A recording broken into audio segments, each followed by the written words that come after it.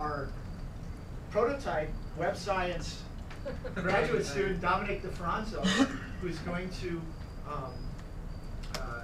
introduce us and lead a discussion in web science. Thank you very much. Good to know that I'm a prototype. I guess not fully functioning Architect. yet. Architect, there we go. So welcome. So today I just wanted to talk a bit about web science in general and what our lab is currently planning and thinking about in terms of web science. Like John said before, if you have any questions or comments or anything, please feel free. Just shout them up my way, raise your hand, whatever you feel comfortable with. More than happy for those. Also, before I get started, I'd like to thank the ever amazing Christine for helping out with the slides for today's talk. If they look good at all, or if they convey knowledge to you, it's not due to my part, it's due to her artistic skills. So just a quick overview of what we'll be talking about this evening. First, I really wanted to have a bit of a discussion in introducing the idea of what web science is, why it exists, and some of the big research themes and questions it hopes to be able to answer. Then we want to talk a little bit about the Web Science Trust Network. This is an organization of different labs that are coming together to actually do web science and address the needs of what a centralized research goal or theme in web science would be, and help and collaborate with one another. We'll talk about the specifics of that. And then we're going to talk a little more specifically about us in general, about what the Tesla's World Constellation and our Web Science Research Center is actually doing, what our roles and responsibilities are, some of our research themes, and some of the ideas that we're currently engaged with, and where we see our goals in the future in terms of engaging in web science. And then we're going to end off a little bit with some conclusions and questions. If you have any comments, if you have ideas about your personal work you'd like to contribute back or ask or spark something up, please feel free. So what is web science exactly? Web science is is a very multidisciplinary approach to understanding the web as an actual thing, as an entity. Just like biology studies life, chemistry concerns itself with chemicals and interactions. Web science wants to study the web and how it works. In approaching web science, we realize that many different fields and many different disciplines across academia have been addressing and looking into these issues for a very long time. They have lots of theories and models and concepts that they've been building. But at the same time, we realize that the big questions we have, the big things we really want to know about the web, doesn't rely or won't be answered by one discipline, by one area. It's going to be in that combination. It's going to be in that mix between disciplines where the real answer, where the big research, the big questions will come out of. So as we see here in this pretty little graph, that was called the butterfly. We see this little Venn diagram, all the different disciplines and ideas and how they mix together, the different sub-disciplines inside of this that concerns ourselves with web science. As you notice inside this visualization, we also realize that web science doesn't cover or complete all of that discipline. There's lots of things in computer science that have nothing to do with the web. There's plenty of things in biology, or psychology, or mathematics that doesn't concern the web whatsoever. It's not the union of all these disciplines together, but as Nigel Shadwell would say, that it's more than intersection. That there's something more that when you combine these disciplines together, there's some nugget, there's some magic.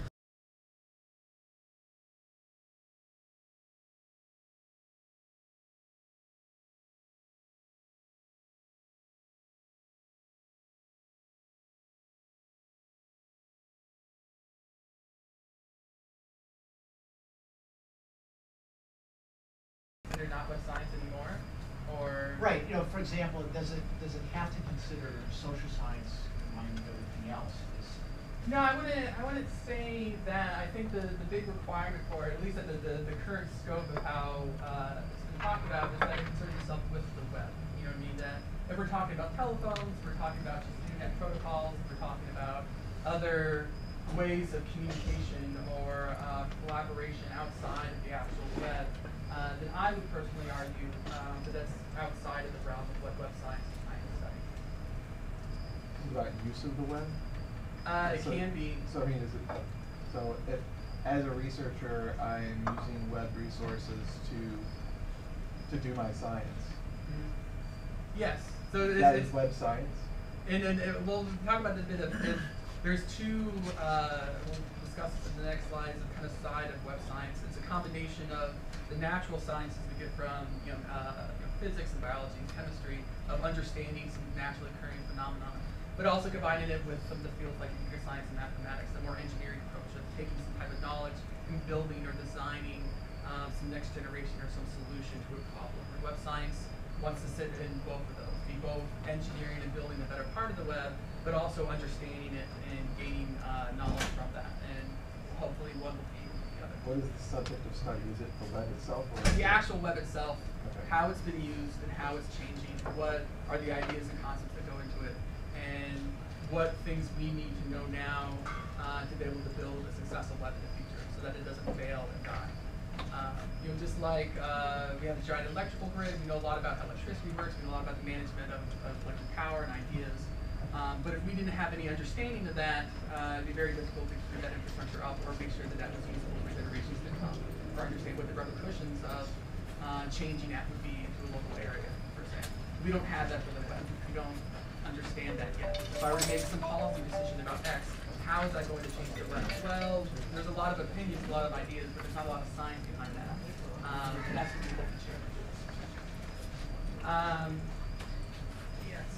Oh, and just quickly, I also want to mention one of the difficult things about web science that also looks to address is that all these different disciplines coming together have many different methodologies, many different models, many different vocabularies of how they talk about their work and ideas. One of the hopes of having a unified idea of web science is to create bridges across these disciplines. That I can have some type of common vocabulary to talk about X, that I can have some new methodology or understand someone else's methodology to help out with my problem. And we're going to see that's one of the central themes and ideas in web science is what will those look like in the future? How do we build those connections?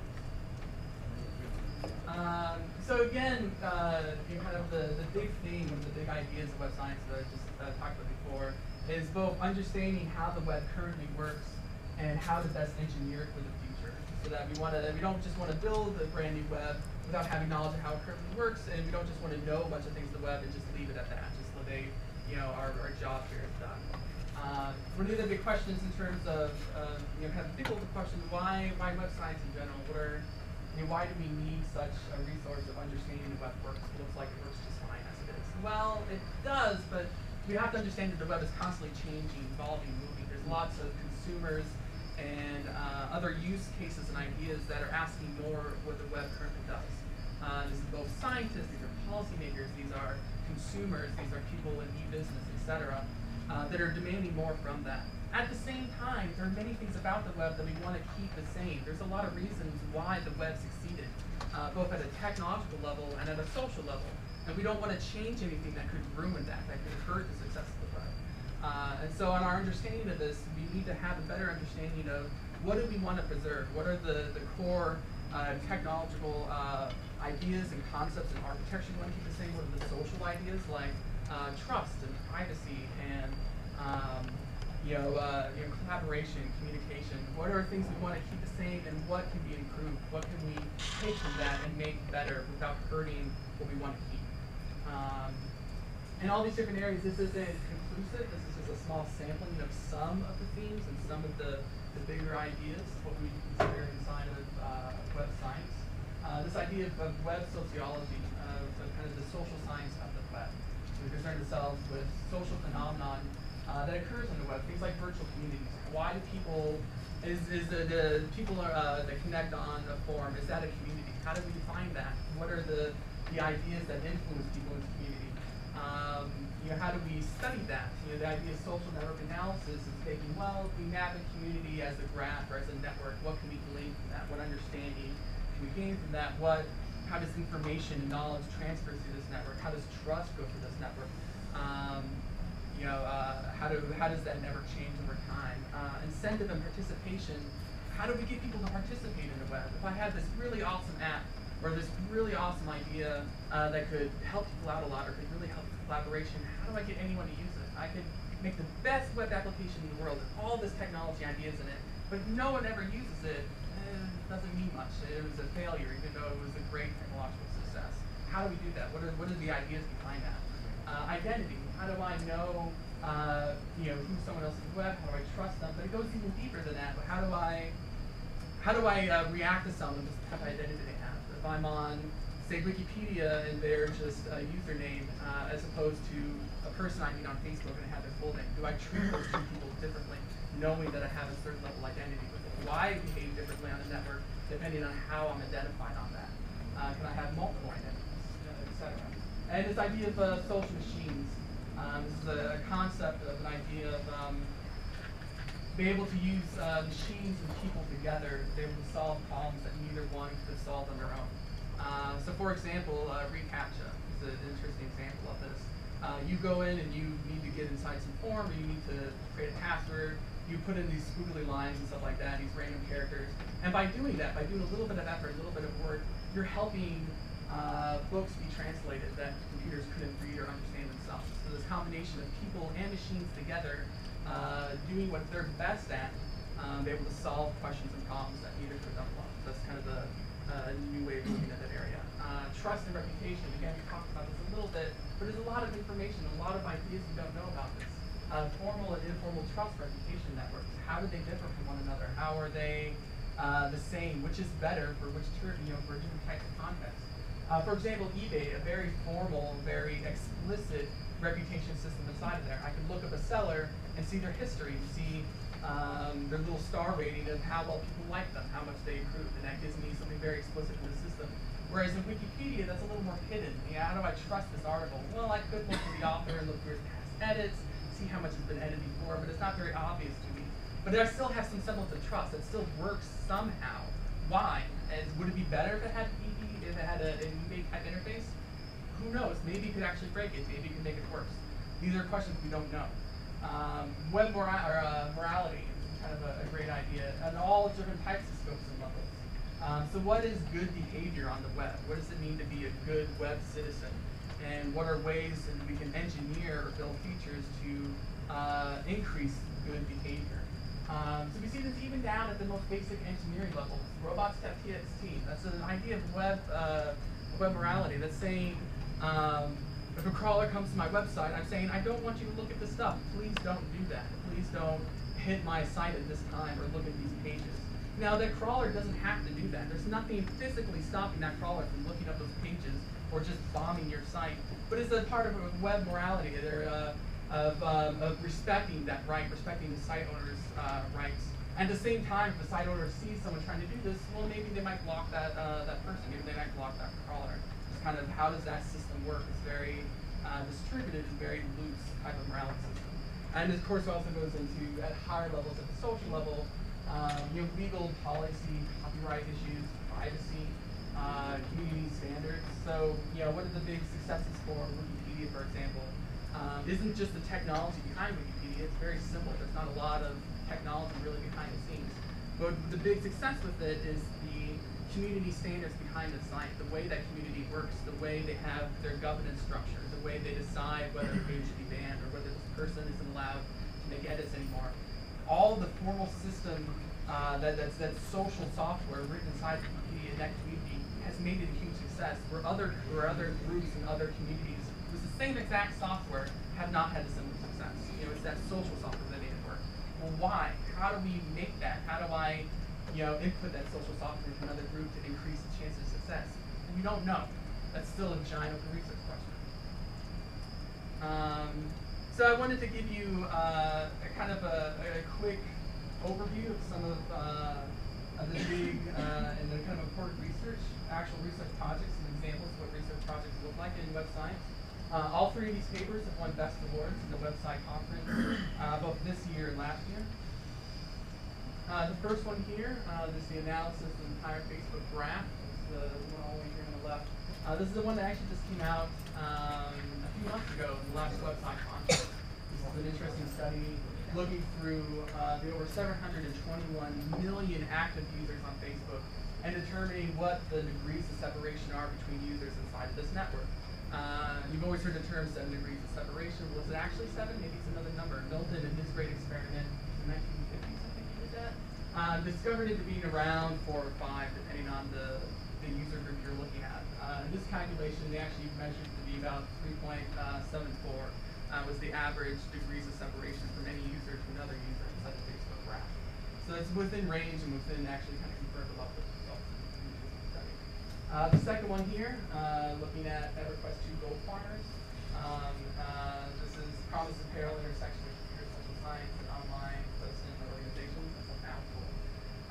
Basically, what this study was looking at was looking at gold farming networks inside of games. These are people that sell or mine for experience points and build up really great loot to sell on kind of the virtual black market in these video games. And if they get caught, they'll get kicked out and lose all their money and investment they put into this. So they studied how these networks grow, how the trust in these networks work, and how information and knowledge moves through these networks and how they're structured. And they compared that to actual drug cartel and drug trafficking networks in the real world. They compared these two networks together. And they found a lot of interesting results that these two networks are very similar in structure and purpose, how trust and ideas move through them. And they're very similar in one another.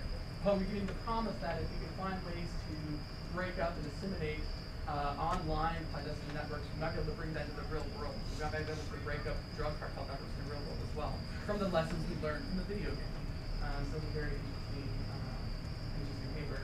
And this last one here was looking at how users, what features in a site would make users want to leave that website. So what are features and ideas that create what we would call social churn or user churn inside of a network? And these people leave that community and never come back. So they did a very mathematical, probabilistic modeling study to show what features of different sites would contribute to that and how they would change that in the future.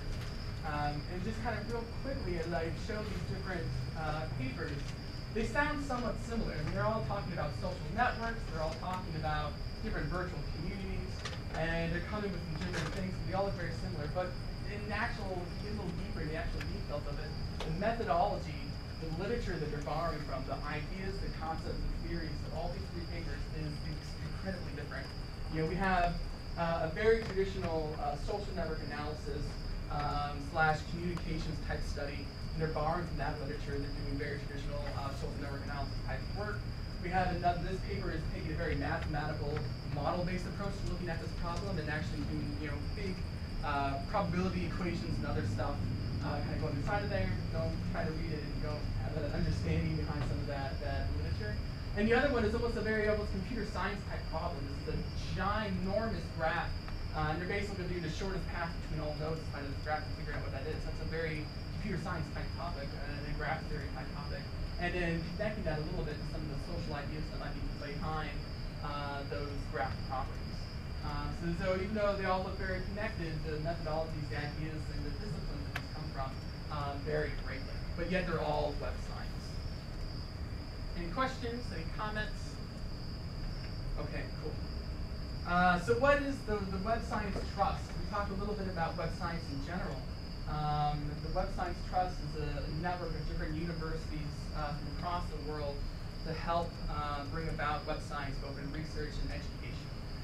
And want to see this idea, this new discipline, or this new concept kind of propagate and grow and have more researchers and more education standards, et cetera, inside of this area. And here's the logos of some of the organizations and labs involved inside of the Web Science Trust. Some of their current goals as they've defined them so far is kind of really split between education and research. In the education field, there's a lot of people really understanding. Very cool. There we go. Yeah.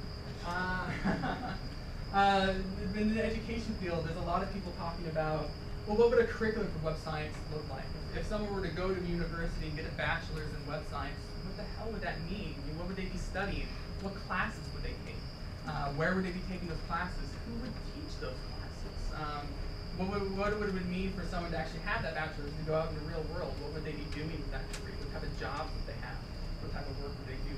And so that curriculum committee, the people who are interested in curriculum, are thinking very hard about what would that be, and also figuring out what the criteria for such a curriculum and for what an accreditation program would look like if, say, a university wanted to offer a web science degree. They also host the yearly Web Science Summer School, which is a floating summer school that moves from university to university every year to try to teach different PhD and graduate students about web science, introduce these ideas, broaden their vision of what web science can be outside of their own discipline, and challenge them to do interesting interdisciplinary work. In terms of research, one of the big things that the Web Science Trust helps organize and put on is the WebSci Conference, which is a giant conference of inviting many researchers and disciplines to submit their work and be able to have a place to showcase and peer review that work towards other people, and allowing a place for different researchers and labs to be able to meet, mix, and understand and hear each other's works and ideas, and hope to kind of help that collaboration get going. Large-scale cross-lab collaborations. There's a lot of ideas that the different labs and research centers that make up the Web Science Trust will want to work together to be able to find out, well, I'm really good at this, and they're really good at that. We can just put our pieces together. We can have an amazing, really complete picture of maybe how this phenomenon works. So the hope is to be able to increase and help that collaboration happen. There's also this idea of a graduate student network of different graduate students in these labs, to be able to connect to one another, to be able to have a network of other researchers they can pull from, ask questions from, visit, and by having that community, that purposeful community, be able to help each other in their studies and their work.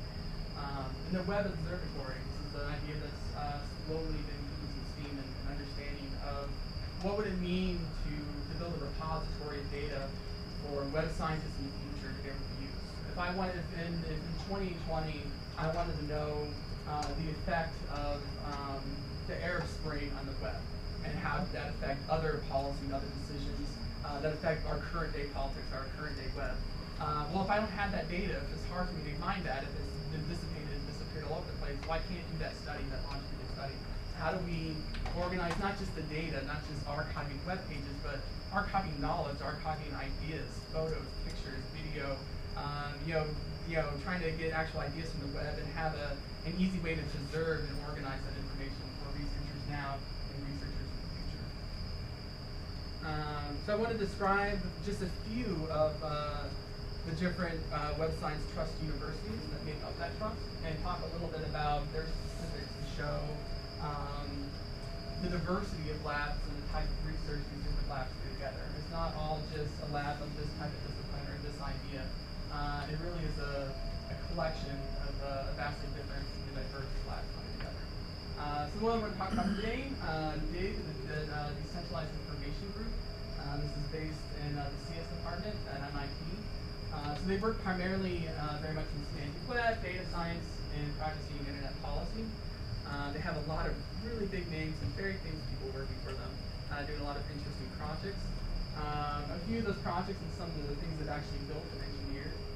Tabulator and semantic clipboard. These are add-ons to browsers, and actually a semantic data browser to be able to, what would it look like for users to interact with the semantic web and use that data to make use of that. We also have a really interesting project of this fusion center information sharing environment.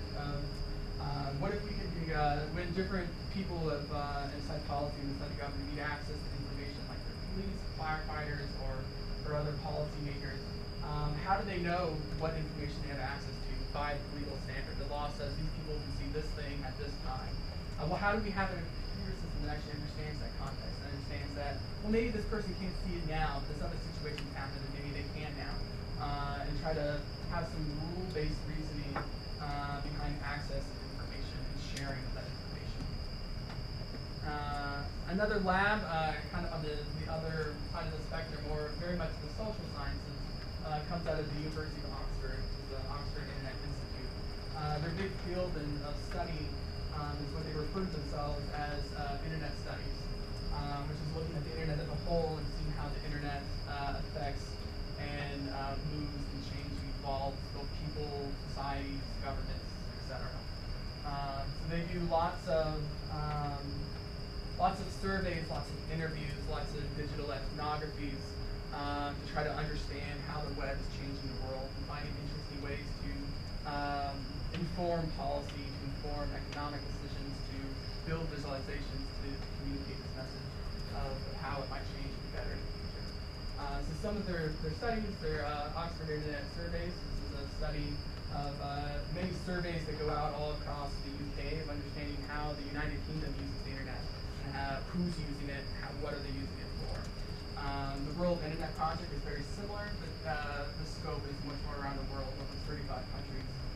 They get to try to participate to get a more global understanding of how the internet is being used. Public Opinion Indicator. This is a project of trying to understand how do we mine public opinion from social networks, and how do we gain knowledge from that. There's a whole bunch of people in this community are saying one thing. How do we mine that out? How do we use that information? Are we suffering from selection bias? Has a lot of different issues and considerations inside of that. And then Sonic. This is the Science of Networks and Communities Lab in Northwestern, headed by Nash Contractor. So they're very much they're one of the top social network analysis labs in the world. They work very much in social network analysis, network science, and come out of the field of communications. They take a very strong sociological and communications approach to social network analysis. So a lot of the projects they're working on, one that I'm actually on myself, is Virtual World Historian. This is a project we're looking at different virtual worlds or video games and studying how do we learn and glean ideas from video games and apply that to the real world.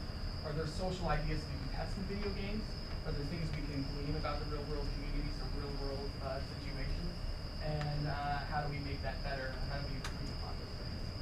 So that second study I talked about, the explanations are the examples of research above came out of this lab. That was the project that it came out of. PETA Apps, this is another really interesting project. This is improving upon their MTML framework, which is a theoretical approach they've taken to studying networks. So they say, the networks form over these 5 or 6 different social theories. So there's these different social theories that we believe networks combine and come together for. How do we, and then from those social theories, how do we know that that social theory is responsible for this particular network? And so what their approach is taking those social theories and saying, well, if it was, say, homophily, or as more easier term, like birds of a feather, people are really close to one another, well, we expect a signature of this. So the graph would be this type of structure, where we see these types of relationships in the graph. If it's more like a friend of a friend, that I'm friends with John because me and John have a common friend in common. Well, then we'd expect to see lots of triangles in the networks. That over time we see triangles start forming and wanting to close inside this network. That would inform us that maybe this social theory is the driver for the growth of this network. PETA Apps is a way to advance that theoretical approach in their other works. Threadless is actually a really interesting study. If you're not familiar with the Threadless website, it's a site where people can submit t-shirts designs and make money if people buy those t-shirts. So they've taken and they've worked with the Threadless, the company behind Threadless, and received all that data to look at how creativity grows inside of the social network. What does decentralized, creative collaboration actually work? What are the incentives behind that? And what happens when you have an economic incentive behind that, i.e. people make money? How does that affect the work and contributions inside the site, and what can we glean from that to make other such successful systems? And there's semantic research recommender, this PV2, that's taking different data sets like the citation network in research publications, and giving you recommendations of maybe who you should be researching or collaborating with because of your place in the network and where they are in the network, and understanding how close you might be, or maybe you have a certain closeness between each other, but you never knew because you never really read their papers, or at least maybe papers or researchers in labs that you should investigate for X topic, because from the network we can glean that they're the expert inside this area of study. So we learn things while reading papers. Yes, we'll have the computers tell us what to study. It's the way it works.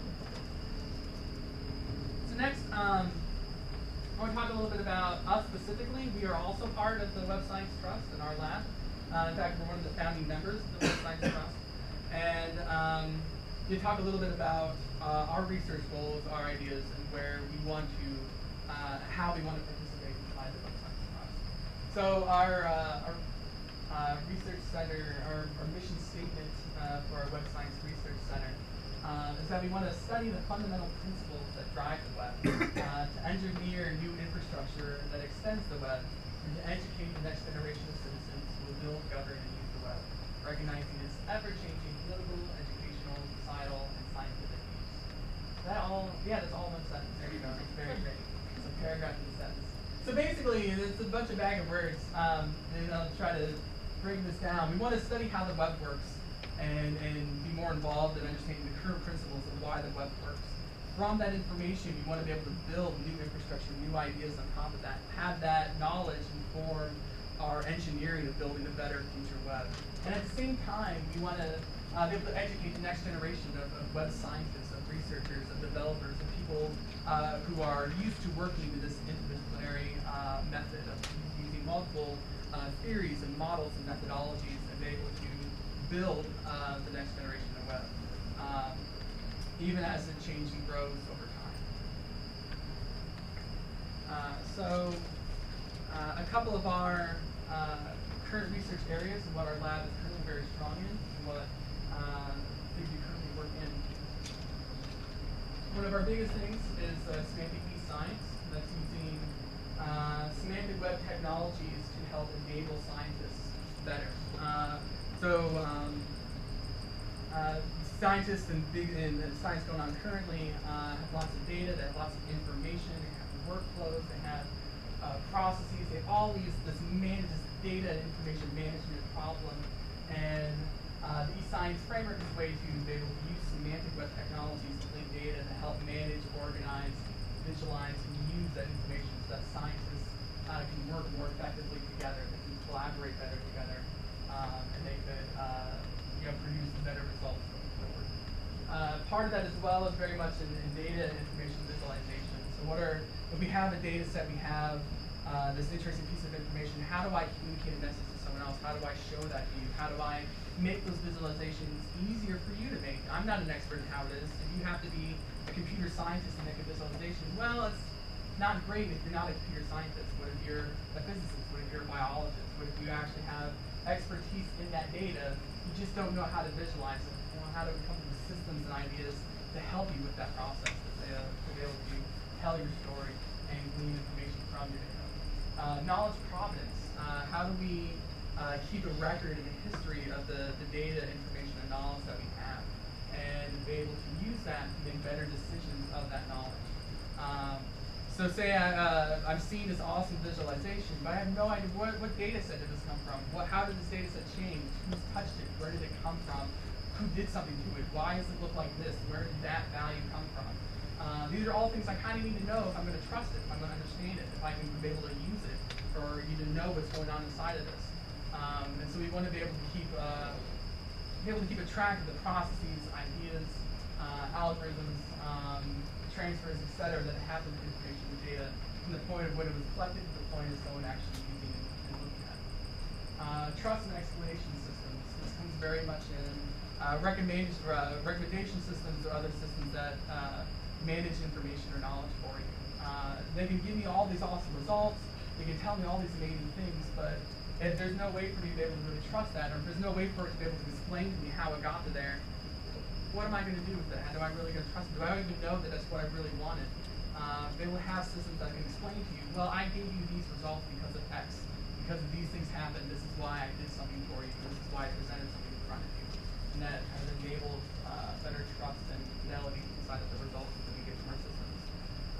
Semantic data frameworks tied in very much with our e-science framework, but it extends beyond not just science, but in other communities as well. For example, government data has been very big lately. Data.gov, as you friend, governments around the world have started releasing data sets about themselves, about their citizens, about the processes they do, in the hopes of increasing transparency and openness inside of their organizations. Well, that's a lot of data that also needs to be managed, but it's not really maybe not just used by science, maybe it's used by other people. Maybe it's used by mothers that want to know, what's the best school for their children to go to, or what's the consumer price index in the area they're going to be moving into and can they afford to live there. They're consumers too, and we need to have ways to organize and present that information with them. Semantic rules and queries. So this is more in how do we query semantic data, and how do we be able to glean more information from that, make that process more scalable. And how do we use rules on top of that? Just like we talked at the MIT case in their dig lab, one of their projects was using encoding legal rules and what information people are allowed to see. Well, how do we encode those rules? How do we make systems that can glean information from rules and present you with the right thing, following the rules, and be able to actually tell you, hey, I followed them correctly. Ontologies is another way of us to organize information, to be able to take my knowledge view or my world view about some data set, to be able to encode that, to be able to say like, well, I think the world works like this, or I think, you know, people or organizations are nice like that, and I'm going to map my data to that, be able to organize it, to annotate that data, and be able to maybe even reason over it, maybe be able to find new facts and information from that by following the rules and ideas from my ontology. The health web science, this is another area of how does the web change and impact healthcare, both in terms of doctors and nurses and actual healthcare to me as a person, but also healthcare research and biomedical research. How do we use the web to enable research and research discoveries and allow that transition of knowledge from research to actual bench practice to an actual patient.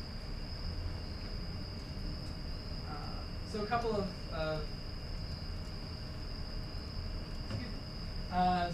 some of our roles and responsibilities that we want to be able to get back to the community and be able to help inside of the Web Science Trust is basically just taking care of our logistical approach and trying to engage inside this community of other researchers and other labs as much as possible. And we want to be able to monitor other labs' activities. What are things going on? Are there ways that we can contribute back or help out in? To be able to also use this network and use this collaboration of different labs to inform them of what we're doing, to tell others that, hey, we have this interesting project coming up, or we have this new technology, or this new idea, would anyone else like to use that? To help able to coordinate meetings and provide back research contributions to not just our community, but to the research community as a whole. And we also want to be able to use our facilities and our other infrastructure around to be able to actually host events like the Web Science Summer School. We've done before, and we'd like to be able to continue to do that in the future. So one of the big things you notice above here in the different projects that we listed, these are almost very engineering based. This is very much building the future of the web or building a better version of the web. There's not a lot of really studying how the web currently works, that other side of the equation in web science. And so then part of our hope of joining this community is to be able to offer up our expertise in engineering, offer up our tools, our technologies, our digital infrastructure to other labs, to be able from the other labs to be able to maybe complete our portfolio and the understanding and study of the web, and be able to have those two pieces work really well together, to be able to offer what we do best and have more complete web science studies perhaps from that type of collaboration. So just a few specific projects inside the general areas and themes which we talked about. To get you a feel for what does it actually mean to do research in that area or into that thing that we actually do. We'll talk about some of the projects we list off as web science. First and foremost, one of our big projects, Lead Open Government Data. This is the project of taking government data sets, as I mentioned before, from around the world, from different government organizations, and using semantic web tools and technologies to be able to organize, to be able to manage, to be able to share and visualize that information for all types of data consumers. Inside of that as well, the kind of a piece from the lobby itself is this International Open Government Data Set Search. It's a mouthful, and I've never actually said it out loud before. This is kind of having almost like a Google or a search engine for different government data sets around the world. What's very difficult in working with open government data is that it's spread throughout the entire world, you would imagine. It's very difficult to organize that type of information about what's inside of it, about where it is, about what's in that data, how I can use it. So, for example, say I want to know what's the healthcare situation in South Korea, what are they doing, how does that compare to Great Britain, perhaps? Well, where are those data sets? Are there even data sets that can answer that question? If there are, where are they? Or where could I find that information? And how is it organized? What are the attributes around that? One of the hopes of IOGDS is to be able to allow you a search interface, be able to pass it through and find that information, be able to glean from that. As well, this is also a bit of a study in trying to organize and understand what is the current state of open government data, and what organizations, what countries around the world are actually participating in this open and transparency movement, and how much are they, in what ways are they? And we have a bit of a study and some analytics across the current state of global open government data. How many are there? Over 1 million. Wow, that's What? interesting. Yeah. 1 million data sets. I was almost worried for a minute. It's like, God, how many are there? I have no idea. It's like I was trying to think of the exact number. It's like, oh wait, yeah, it's over 1 million. We're good. Here we go. That's the answer. What constitutes a separate data set? That's a very. What constitutes No, that's a data easy. set? I mean, well, it's easy. It's, Yeah. you know, a data set is what a government calls a data set. There you go. No, I'm serious. You know, Sounds like a there's government entity. catalogs from, you know, by our accounting, right around 200 catalogs published by a much smaller number of countries around Yes. the world. And some of those countries, like the United States and a few others, have hundreds of thousands of data sets that run the gamut and some are tiny, you know, some individual CSV files.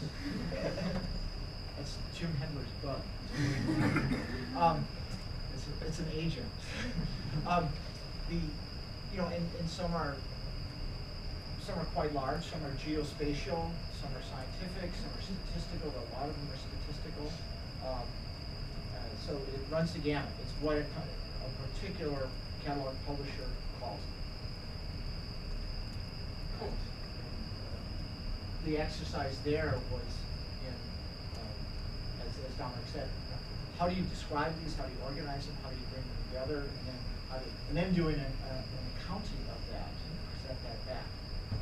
Yep. Very cool. So as we talked about before, a couple of slides ago about the semantic e-science framework, this is having actual tools and technologies to help enable the sciences better by using semantic web and using semantic web technologies to be able to manage, link, organize, query, and display the data information that scientists care about so they can actually do their work. Semp Aqua is a very interesting project. I should check to get a demo of it. Of able to show pollution levels inside different rivers and different bodies of water, and when those pollution levels have been above the regulation limit. So part of the project was encoding what that legal standard was. When is this type of pollutant too much in this body of water? Where is that written down? How do we encode that information? And once we have that encoded, can we check through the data, look through these sites and look through these sensors, and then say, well, at this time, at this place, right now, that's over the legal limit. That's, you know, that pollution is too high, and it would provide a really great visualization and interface that allows people to be able to see that, to be able to see their local river waters, and be able to see what's the pollution level around where I live, and is it too high, and is that not good? Orpedia is a great project of trying to combine different information sources about organizations and companies in kind of one central place, having to be able to say, well, what's all the different ideas around Walmart? I want to know, well, what's their stock price, and how does their stock price compare to, say, what their pollution levels in the EPA from the different sites are, or be able to know, well, how many times have they broken the ocean standards in their different sites, and that had any effect on their stock? Had that any effect on how they work inside of the U.S.? How much do they give money to different political organizations, etc.? There's tons and tons of information and data sets about organizations, about companies from the United States, and this is a way for us to try to link that information together to get a more complete understanding of how corporations work in America, and provide an interface to allow people not just to see that, but hopefully be able to contribute back to that, to be able to, through some means of crowdsourcing possibly, or through other means of some wiki government ideas, to be able to maybe contribute back. Maybe say, well, maybe that isn't right, or maybe I can help define that better, or maybe this isn't very Wine Agent. This is a very interesting mobile application that uses the wine ontology, which has been developed for quite a length of time. So basically, it's having a little phone app on your mobile phone. And say if I'm at a restaurant, I can say, well, what wine goes best with what I'm eating right now? You know what I mean? Do I have a red? Do I have a white? Well, there's a lot more categorization. There's a lot more details in wine than just the color of it. There's there's body, there's sugar, there's other things. I don't know. I don't drink by myself, so I'm very ignorant on the subject. And it takes all these recommendations, these ideas, these pairings, this knowledge that comes from this wine ontology, and be able to reason over that and give you an answer, saying, well, at this restaurant they have this wine, and I think that's the best one to go with your meal, and it can tell you why that is, because it's, these categorizations are really good. These connections were recommended to me, and it's just a lot of really cool things going on in that application. It's very interesting. It's a great example of semantic web applications and ideas on a mobile platform, and with all the challenges you have facing on a mobile platform. In health science, there's been a lot of interesting projects inside of our lab of looking into how does the semantic web and other areas affect health science, both at healthcare and health use to biomedical research. Before you go to the next slide, can I talk about Seesaw? I saw you skip it. Oh, I didn't notice that. I didn't want you to leave it. No, I didn't want to leave it. Right now, Seesaw is a visualization project that came out of the eScience framework. If I remember I'm working you on are it. That's working why I wanted to interview. Okay, so that's why you have it. So you got to give a shout out to Seesaw. Yeah, so the simplest way to see it is it takes data and it kind of rates the emotional and the textual data. So currently the first deliverable would be like looking at a blog, looking at the comments and seeing of each comment how emotional it is in the context of the other comments and the blog itself. Interesting. So is it been like just like sentiment analysis, or is it something more than that? Yeah. Exactly. Very cool. Very cool. This is a very good website project. Very fun. So I guess I wanted to go into one great example of when we talked about before of our lab being very engineering proficient and having expertise in building next generation web. What would it look like for us to be able to work with other labs that have other skill sets, other methodologies and ideas different from ours, and how we could all gain or have a better outcome from that? And so one such project that shows that really well is Pop Sign Grid. And so one of the kind of the problems we had in terms of data management and other ideas is that we have all this health-related data and different professionals that understand that data to lay people that maybe want some understanding from that data. It's very difficult to be able to use that and be able to make informed decisions from that information. And we want to be able to investigate what are ways we can organize that data, present it, and be able to allow both people who understand this data set very well and or maybe don't, but but can't make visualizations are very difficult at organizing these data to be able to still make these decisions. In this area, you looked at doctor-related health issues. Oh, here we go. There, I didn't see how this thing. I haven't tried this out yet. It's very so, we have these three different organizations that kind of came together to look at this problem called Pop Sign Grid. So ourselves at RPI, PwC, we're very strong, of course, in semantic web technologies and our engineering and building tools. We were able to build some tools developed by our Link Open Government project to help organize data, to help manage that information, to help query that, and help visualize that information and data. Northwestern University, the Sonic Lab that I talked about before, they're very proficient, of course, in social network analysis, and from a communications perspective, they're able to look at this data, be able to see how that worked together, be able to combine or to connect that data with different social theories and ideas about why we might be seeing some types of trends, or why we might be able to see what purposes are the reasons why these things might be happening. And all this came from the NCI, from the National Cancer Institute, which collects and has great data sets on lots of tobacco-related health issues and policy expertise. So they had lots of great data sets on how much smoking is happening around each state, what's the percentage of smokers in every state over different time scales, and be able to see different metrics and different policies that different states have been passing, and be able to visualize and see what correlation does that have with the actual smoking rate. So for example, if if New York State increased the tax on a pack of smokes, does that mean less people are actually smoking? Was that a good way to get people to stop smoking? Well, maybe. We can actually see the trend line over time to see that. Did it work in just New York? Did it work in other states? We can start investigating that. We can start using that. We can start investigating these hypotheses, these correlations. You can see, there we go, an example of what that looks like. Different visualizations of how the policy coverage work, of coverage, what would work in restaurant. That's the smoking, different smoking bans and other things in the workplace and in restaurants, and how that's had an effect, or how that's increased over time through different states. The number of states that have had some type of policy or have some type of legal standards, and where and how you can smoke. We also have lots of other visualizations and other things that show this data, this information, you're able to see that causality, you're able to see that information.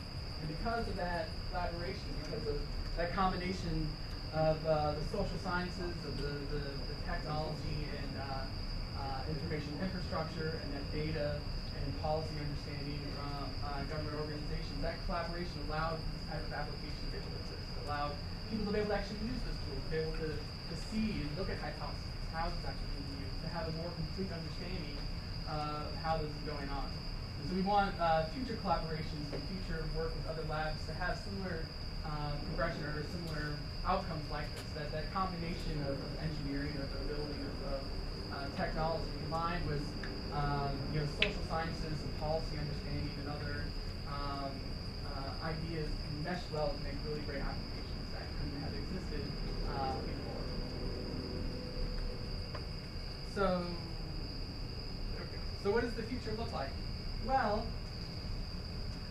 here's some research goals and ideas that we currently set up for ourselves in terms of some other work inside the web science area that we're interested in. For me, myself, I've been working in the VWE project. That's the Virtual World Explorium from Sonic Labs. I'm a part of that group. And part of our work is looking at large-scale social network analysis. So all the research and ideas that Sonic and other labs around these data sets have done before have only been samples of the data. This data is ginormously huge. It covers a period of many, many months, millions and millions of players, terabytes of data. And they just don't have the tools or resources to be able to analyze all that data. They can only look at little chunks, weeks at a time. What we want to do is be able to look at once, do the same type of analysis over all the data, to be able to verify those results, to see does that paper still work, or those results in that paper still work. We look at all the data. What are new ideas you can glean?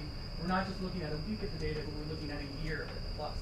So that's all research that needs to be done.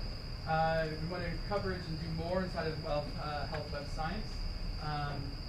Us and other researchers around the world have been working on a book to help explain and talk about the different ideas, studies, and concepts that have gone on inside health web science, and be able to come up with new studies and new projects based on both understanding how the web has changed and influenced health, and how we can engineer better web systems to improve both healthcare and health research.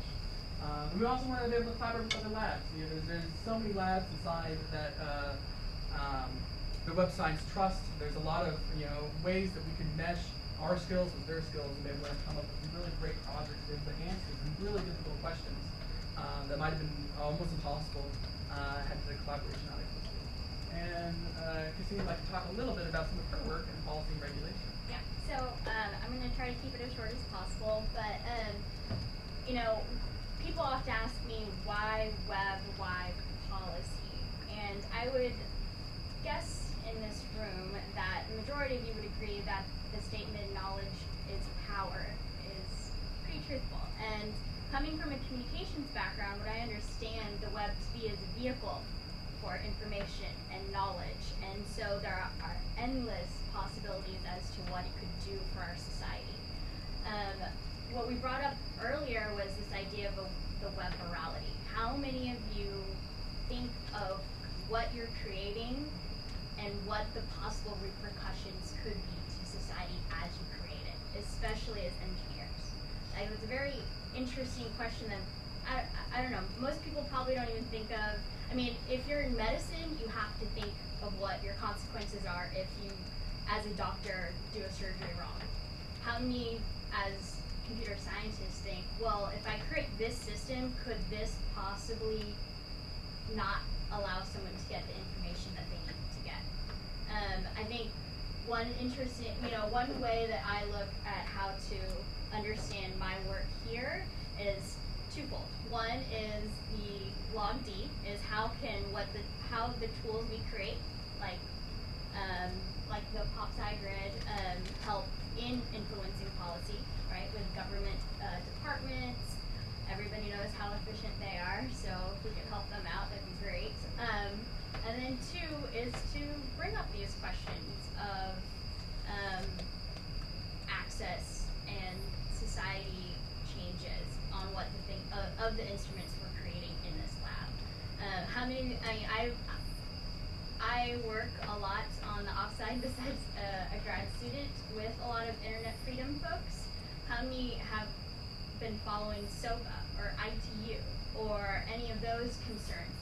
Those can limit your job opportunities if that, if worse comes to worse. So I think that type of attention needs to be brought into the lab a little bit more. And so I'm hoping that with my experience and my interest that I can help bring that in.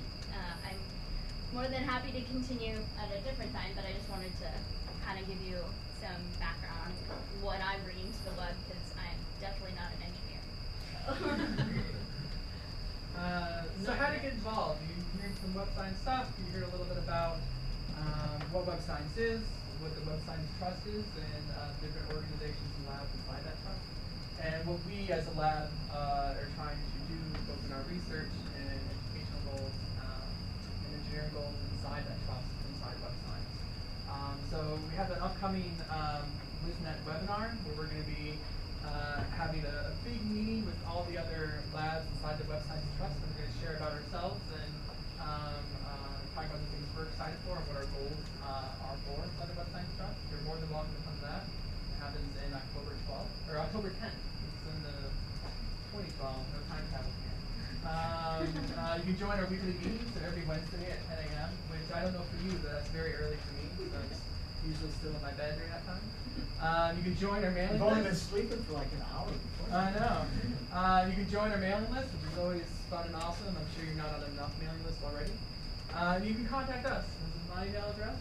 And Christine as well. You're more than welcome to shoot me an email anytime. If you see me in the lab, you can talk to me. I'm very open and responsive to anything like that. And I'm sure Christine is as well. So I just want to thank you for sitting down and listening. If you have any comments, discussion, any ideas that you have in your personal work that you'd like to share, anything at all, I'd like to give the floor back to you guys. All right, so let's. We didn't ask the question. The question? No, we took that out because it sounded too silly. Oh. You can ask it though. You're more than welcome. I just didn't want to come out of my mouth. No. So I think this was a setup. So the question was, after this discussion, thank you very much. It was really a pretty thorough treatment. Do you think who thinks they're doing web science? Who thinks may not have thought they were doing web science before they sat down for this discussion, but based on this consideration that Dominic led us through, who's kind of had a change of thinking and thinking, this is given a new perspective. So we wanted to kind of open this up and talk about it, and I wanted to use that as a leading question. Yeah. Well, there might be two parts, right? Who thinks they're doing it either before or after, and then who might have changed? Well, yeah. I'm particularly interested in the latter part, but who thought that they were doing web science coming in? We can still do web science. Because that's what do we have about? There's about 5 people or so. Yeah. And who thinks they're doing web science now? And and who changed their minds? Who discovered that they were doing web science over the course of this discussion? Yeah, we have one convert, two converts. There you go. Come forward.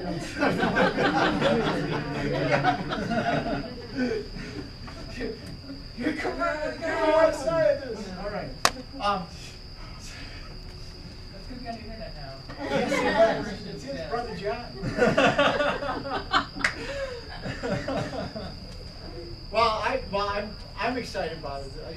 there was one personal experience that I wanted to add to this, okay? Because so Dominic mentioned that we helped found not only the Web Science Trust Network, but we helped found this whole notion of web science. Our leaders contributed to this thinking that gelled into this, and this whole idea that the web is a thing unto itself that needs to be discovered, needs to be studied, that in order to protect the web. That's probably the simplest way to think about what web science is. In 2009, I learned of the upcoming 2009 Web Science Summer School from a manager of mine at HP Labs. And he said, John, this sounds pretty cool. You ought to go check this out. Contact this guy, Henler, and see if you can get yourself in. And so I was, after some dialogue, I was actually invited to help administer. I was sort of, is it politely, I was a babysitter. So the work I was doing at the time, and the work I'd been doing since the mid-90s, was on some of the earliest work on copyright management and rights management on the web. The business aspects, the legal aspects, the technical aspects, and the creative aspects, all considered together. How do we do this? This is what Christine was saying. How do the technologies that we create influence, specifically the implementation, either the explicit or the implicit implementation of law? It's sort of the Lawrence Lessig kind of thing. And so I tried to come in as a student, but I was asked to sort of hang out. And I discovered that I was in fact had been doing some proto-web science work for quite some time because of this fusion of aspects, and how considering everything together, considering in my particular case the legal aspects, the technical aspects, the creative aspects, the business aspects, the social aspects, all at the same time. You can't remove any piece of it. And so that became, in 2009 summer, that became the starting point for what, very fortunately for me, became my association with the Tetherless World, and this group of colleagues all around the world. So that's my personal story.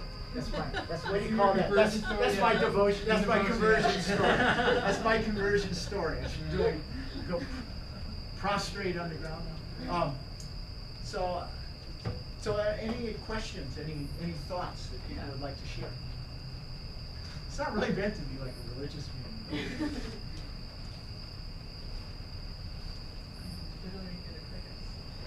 I know, that's kind of scary. I wonder if So I just want to invite anybody that's interested in working on the webinar to join Christine and Dominic in putting that together.